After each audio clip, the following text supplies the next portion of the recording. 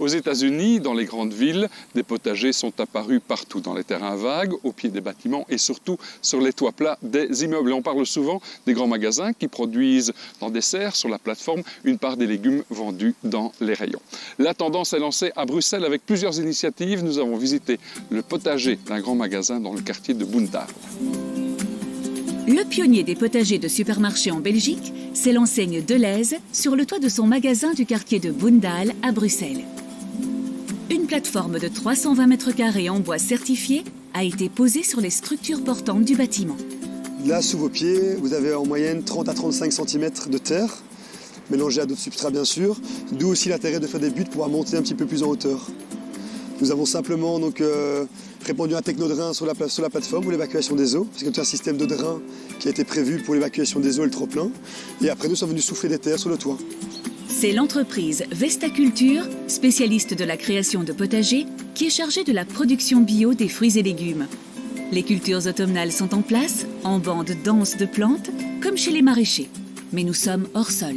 On a une difficulté à amener la vie, quelque chose qu'on a bien plus facilement en pleine terre. Et du coup, voilà, ça amène un peu des techniques de culture qui sont spécifiques. On achète du compost de déchets verts des villes et je fais 2 cultures sur une même planche et ensuite je mets une fine couche de compost. Et puis bien sûr, je vais travailler beaucoup avec des paillages, avec de la matière, un apport de matière directe qui va être décomposé par le sol. Ça amène de la vie, ça nourrit le sol pour la fois d'après. Les salades de blé sont protégées par un filet. Un ballon d'effarouchement avec de grands yeux de rapace se balance au-dessus des cultures. En pleine ville comme ça, un potager sur le toit, c'est un véritable restaurant à ciel ouvert pour les oiseaux. Et du coup, on est obligé de trouver plusieurs techniques. Ça, c'est une technique qui fait partie des choses qui sont un peu moins efficaces. Mais par contre, pour les enfants qu'on reçoit en visite, c'est extrêmement ludique. Donc j'aime bien en mettre dans mon potager.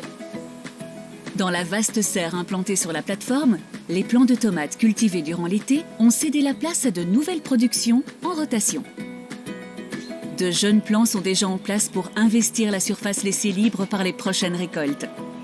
Les derniers poivrons bénéficient de la température agréable. Durant l'hiver, la serre est maintenue à 18 degrés. Le but du projet était vraiment de créer un projet le plus autonome possible. Et donc voilà, on a tout un système de chauffage qui a été installé. On récupère en bas tout, j'ai envie de dire, le rejet des frigos pour pouvoir chauffer cette serre. Le projet pilote du magasin est en phase avec la politique de la région de Bruxelles-Capitale visant à développer le maraîchage urbain. Il y a beaucoup de gens qui ont critiqué le fait qu'on cultive sur toit, mais c'est vrai que si on veut nourrir les villes, ça me paraît c'est incontournable.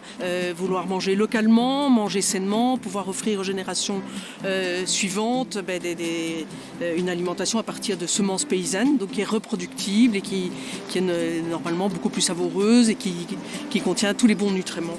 Les légumes frais du toit sont vendus dans un frigo spécifique sans la moindre rentabilité. L'objectif, c'est de faire découvrir la saisonnalité des produits aux clients de Deleuze. C'est également de prouver qu'on peut produire en petite surface sur un toit de magasin des légumes qui peuvent être consommés de façon tout à fait quotidienne et instruire également les écoles des environs à la découverte des fruits et légumes. Quand de l'espace est toujours disponible autour d'un grand magasin, que faut-il mieux aménager? Des places de parking ou un potager à Genneval? Le choix s'est porté sur les légumes. Ils sont cultivés en pleine terre et sous serre sous le regard des passants. De l'espace est encore disponible pour accueillir des poules. Lors de leur visite, les enfants des écoles adorent les câliner. Ce supermarché franchisé bénéficie d'une nouvelle dynamique. Un grand projet baptisé Carrefour a été lancé en 2021. Autour du bâtiment, les espaces étaient en friche. Ils ont été transformés en potager. La bande de terrain à droite du magasin est destinée à présenter tout au long de l'année un large choix de légumes et plantes aromatiques. Au départ, les gens étaient très surpris, on va dire parfois négativement par le projet, en se disant oui, c'est encore du greenwashing, c'est voilà, Carrefour qui va faire quelque chose. C'est redevenir un acteur de proximité. Je pense que c'est ça pour moi le rôle d'un magasin, c'est vraiment d'être acteur de sa proximité et pas juste faire de l'argent, fournir ce qui est l'offre en magasin. Non, c'est s'adapter à sa clientèle, c'est s'adapter aux besoins des gens autour et pouvoir offrir un autre environnement. Au-delà du parcours des poules qui portent toutes des noms de légumes, c'est à l'arrière du magasin que les cultures de production ont été mises en place selon les principes du jardinage biologique. En bordure de la mare qui participe à l'accueil de la vie sauvage, des plantes ont atteint en une saison une hauteur de plus de 2 mètres. Elles portent à leur sommet des fleurs jaunes qui font penser à de petits tournesols. Effectivement, le topinambour est un cousin des soleils qui illumine nos parterres. Le topinambour, en fait, se développe sous la terre, sous forme de rhizome. On a des grandes plantes comme ça qui finissent par faire des belles fleurs et puis à la fin, on peut récolter effectivement les rhizomes.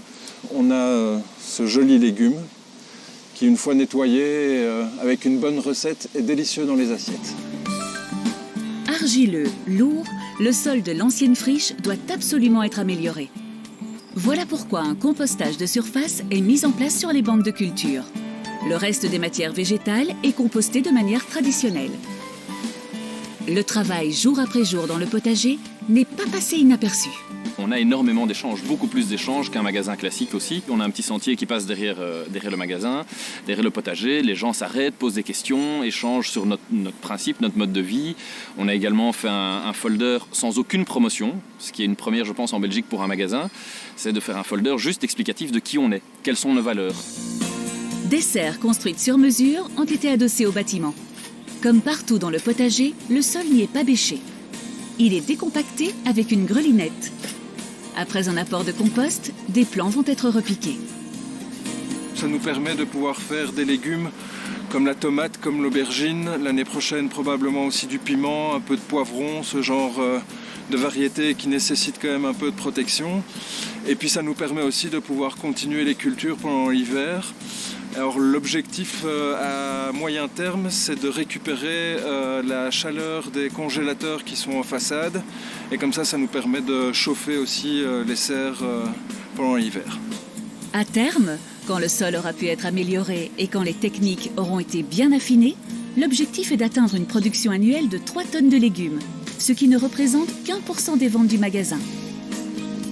Mais la finalité est aussi pédagogique.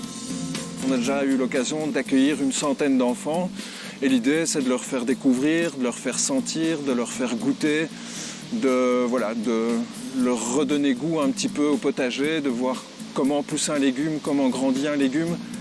Des poireaux, des moutardes japonaises pour la salade, du cerfeuil, des carottes. La production de la première saison du potager se poursuit.